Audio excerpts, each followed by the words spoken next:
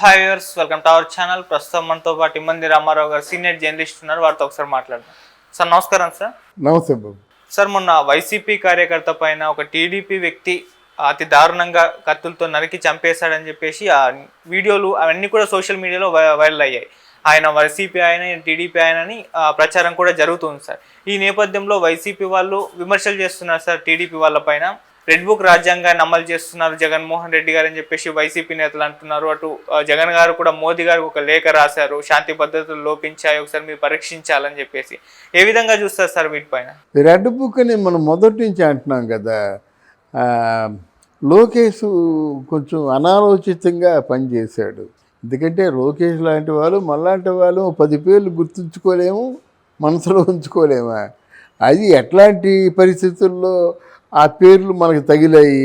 ప్రాణాపాయ సమయంలో అది కనిపించిన తండ్రి ఏమవుతాడో తెలియనటువంటి ఆందోళనలో వాళ్ళు ఎంత కష్టపెట్టారండి. అందులో భువనేశ్వరి దేవి ఒక మాట అంది, నా భర్త ఏమో జైల్లో, నా కొడుకేమో ఢిల్లీలో, నా కోళ్ళేమో క్యారేజీలు తీసుకొస్తుంది, నా మనవుడు ఒక్కడే దిక్కుమాలి పక్షిలా ఆయాలు చూసుకుంటున్నారు. ఎంత గొప్ప మాట అది. అది విన్న వాళ్ళకి ఎవరికైనా గుండె తరుక్కుపోద్దన్నమాట. అటువంటి సందర్భములు అన్నీ ఆయన తాలూకు మనసులో ఉన్నాయి కదా. ఆ మనసులో ఉన్న విషయాన్ని గుర్తుపెట్టుకోవడానికి ఒక డైరీ అవసరం అవుతుందని నేను అనుకోను. అదే మొదటి నుంచి చెప్తున్నాను. ఎందుకంటే నేను చెప్పానంటే నా మనస్సాక్షికి ఏది నచ్చుతుందో అదే చెప్తా. ప్రజలు ఏమనుకుంటున్నారో ఏం జరగబోతుందో నా ఆలోచన మేరకు ఆలోచించి చెప్తా. అదే చెప్పేసి రెడ్ బుక్ ఏమిటి, ఇంకోటి బ్లాక్ బుక్ అంటాడు, ఇంకోటి ఎల్లో బుక్ అంటాడు. ఈ బుక్కులేంటి అని అనిపించింది, అయిపోయింది. అయితే అప్పుడు ఏమంటున్నారు, రెడ్ బుక్ రాజ్యాంగాన్ని అమలు చేస్తావా అంటే రెడ్ బుక్ తప్పితే ఇంకే బుక్కులు ఉండవా? కేసులు ఎంతోమంది పెట్టారు వైసీపీ కార్యకర్త, వైసీపీ నాయకుల మీద. మరి ఆ కేసు ఉండదా? రెడ్ బుక్లోనే ఉండవలసిన అవసరం లేదు. సమాజంలో అందరూ ప్రత్యక్షంగా చూస్తుండగా దాడులు జరిగాయి, అంటే అరెస్టులు జరిగాయి, ప్రశ్నించే వాళ్ళు తల పగిలిపోయాయి. ఇంట్లో వ్యభిచార కేసులు పెట్టారు. భార్యాభర్తలు పడుకున్నా గుప్పుడు గంజాయి తీసుకొని వెళ్ళి వీళ్ళిద్దరూ వ్యభిచారులు అన్నారు. ఇటువంటి కేసులన్నీ మీకు గుర్తుకు రాలేదు? వీళ్ళు పెడితే వాళ్ళు పెడతారు కదా. కాదంటే పరిపాలన మీది కాబట్టి మీ అవతల వాళ్ళు ఎవరైనా మీ మీద చేస్తే ఆ కేసు గురించి అంత ఆలోచించరు. కానీ మరి ఆలోచించవలసిన ఇంకోసారికి కేసు పెడితే ఆలోచించాలి కదా. నిన్న కాక మొన్న మా మిత్రుడు రఘురామకృష్ణరాజు కూడా చెప్పాడు కదా, బ్యాంక్ చేతి నేను అరెస్ట్ చేయకపోతే మనిషినే కాదని చెప్పాడు. తప్పే ఉంది ఇందులో. ఆయన ఏదో బుక్లో రాజకీయాలు కదా.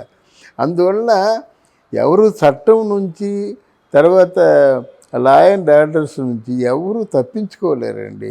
ఆ ప్రధానమైన విషయాలు వాళ్ళు గుర్తుంచుకోవటం లేదు, కానీ తప్పించుకోలేరు.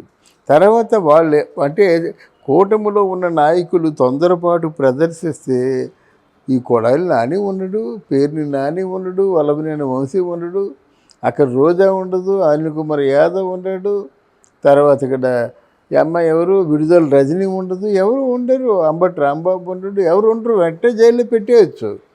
వాళ్ళు కేవలం రాజ్యాంగపరంగా వాళ్ళ అంటే డాక్యుమెంటల్ విట్నెస్ పరంగా అప్పీల్ చేద్దామని ఆలోచనతో ఉన్నారు. ఈలోగా కంగారు పడితే ఎలాగవుద్ది? ఇప్పుడు కొట్టకముందే అమ్మో బాబు అన్నట్టుగా ఉంటుంది అన్నమాట. వాళ్ళకి కొట్టలేదు. కొట్టాలంటే రీజన్ చూపించి కొట్టాలి. అనవసరం తొందర పడలేదు. చంద్రబాబు పరిపాలన కనుక అంత తొందర పడ్డు. దానికి సరైనటువంటి డాక్యుమెంటల్ విట్నెస్ ఉన్నప్పుడే అది లా అండ్ ఆర్డర్స్ దృష్టి తీసుకొస్తాడు, కంప్లైంట్ ఇస్తాడు. లీగల్ అథారిటీస్ వాళ్ళు చూసుకుంటారు. వాళ్ళు ఏ శిక్ష వేయాలో వాళ్ళ తాలూకు అంటే నామ్స్ ప్రకారంగా వాళ్ళు శిక్ష వేస్తారు. ఆ శిక్షకి వీళ్ళకి ఏ సంబంధం ఉండదు. ఇదే రెడ్ బుక్ రాజ్యాంగం ఏంటి అర్థం లేకుండా అది ఊసిపోయిన మాటలు, కానీ అటువంటి మాటలు మాట్లాడడం కరెక్ట్ కాదు. ఇంకా రెండవది ఏంటంటే జగన్మోహన్ రెడ్డి మోదీకి కంప్లైంట్ ఇచ్చాడు అంటే ఇక్కడ 2 విషయాలు మనకి స్పష్టంగా అర్థమవుతున్నాయి. జగన్మోహన్ రెడ్డి మోదీ దగ్గరికి వెళ్ళే అవకాశాలు ఇప్పుడు లేవు గనక దయచేసి నాకు అపాయింట్మెంట్ ఇవ్వండి అని అడిగే పరిస్థితి వచ్చింది. అయ్యా జరిగింది మీ దృష్టికి తీసుకొస్తున్నాను, తమరు సరైనటువంటి యాక్షన్ తీసుకోవాలి, అయితే ఆంధ్రదేశం అంతా రక్తపాతం అయిపోతుంది, విధ్వంసం అయిపోతుంది, అసలు ఈ నెల రోజుల పరిపాలన కూడా చూడలేకపోతున్నామని ఆయన రాశాడు.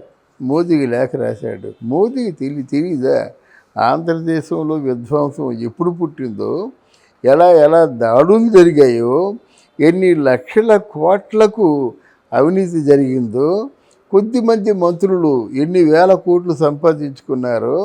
ఈరోజు తాజాగా చూసినట్టయితే విజయసాయి రెడ్డి గారికి అత్యంత ఆత్మీయురాలు, అంతకంటే వివరంగా మనం చెప్పుకోవద్దు, అత్యంత ఆత్మీయురాలు. ఇంటికి ఆ కొడుకు పుట్టినట్టయితే ఆ కొడుకు ఎవరి కొడుకు అనేది తీసి పక్కన పెడదాం. ఆ కొడుకు బాలసారి అయినప్పుడు బంగారు గొలుసు ఇచ్చాడు. తీరా తీగంతా లాగితే ఆ దేవాదాయ భూములన్నింటినీ కూడా సెటిల్మెంట్ చేసేసి కోట్లు సంపాదించేసింది ఈ శాంతి అనేటువంటి ఒక అమాయకంగా నటించినటువంటి జ్ఞాన. పైగా తిరిగి వాళ్ళు రివర్స్లో మాట్లాడుతున్నారు, అది వేరే విషయం, దానికోసం ఇంకోసారి చెప్పుకుందాం. కానీ ఏంటంటే అధర్మంగా చూసింది నువ్వు, దాడులు చేయించింది నువ్వు, కేసులు పెట్టించింది నువ్వు, రక్తపాతం చవి చూసింది నువ్వు, నామినేషన్కి వెళ్తే చెయ్యి నరికేసింది నువ్వు, ఎంతమందిని చంపేసావో నీ తాలూకు దృష్టిలో భద్రంగా ఉన్నాయి. అంటే ఒక నెల రోజులు పరిపాలన చూడలేకపోయారు వాళ్ళు. ఒకరు మర్డర్ చేశారో ఏ కారణం చేశారో చట్టం ఎవరిని ఒప్పుకోదండి అనుకుంటాం. స్వయంగా చంద్రబాబు నాయుడు చెప్పినప్పుడు కూడా చట్టం ఒప్పుకోదు.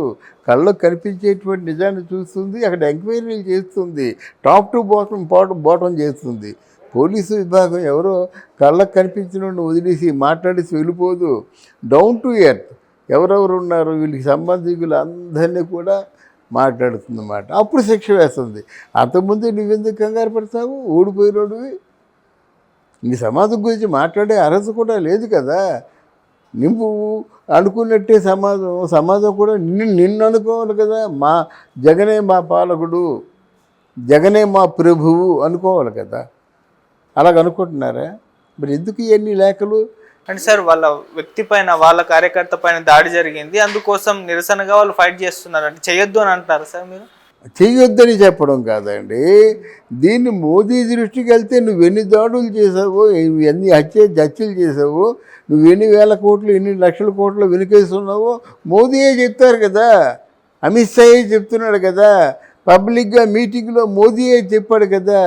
ఇంతకంటే అత్యంత అధికమైనటువంటి అవినీతి ఎక్కడా జరగలేదు, కేవలం జగన్మోహన్ రెడ్డి తాలూకు పరిపాలనలో జరిగిందని పబ్లిక్గా మీటింగ్లో చెప్పాడు.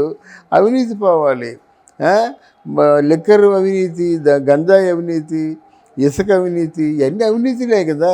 వాళ్ళు తెలిసిన తర్వాత మళ్ళీ కొత్తగా లెటర్ రాస్తే ఏం చూస్తారు? నవ్వుకుంటారు. అది నేను చెప్పేది. ఓ నెల రోజుల్లోనే ఇంత గలాబా సృష్టించేసినట్టు ఎలాగండి? ఇంకా మీరు చేసిన పనులు ఉన్నాయి కదా, దాని మీద కూడా విచారణ జరగాలి కదా. నువ్వు అనుకున్నట్టుగా చంద్రబాబు నాయుడును పవన్ కళ్యాణ్ అంత తీరిగ్గా లేరు. ఎవరి పనులు వాళ్ళు చేసుకుపోతున్నారు. వాళ్ళు ఇచ్చిన హామీలు నెరవేర్చుకుంటున్నారు. వెళ్ళి ప్రజల మధ్యకి వెళ్ళిపోతున్నారు. ప్రతి సోమవారం పోలవరం వెళ్ళిపోతున్నాడు చంద్రబాబు నాయుడు. ఇప్పుడు చంద్రబాబు నాయుడే కీలకంగా కేంద్రంలో కూడా మారాడు. అటువంటప్పుడు నువ్వు ఎవరు తాటాకు చప్పుళ్ళకి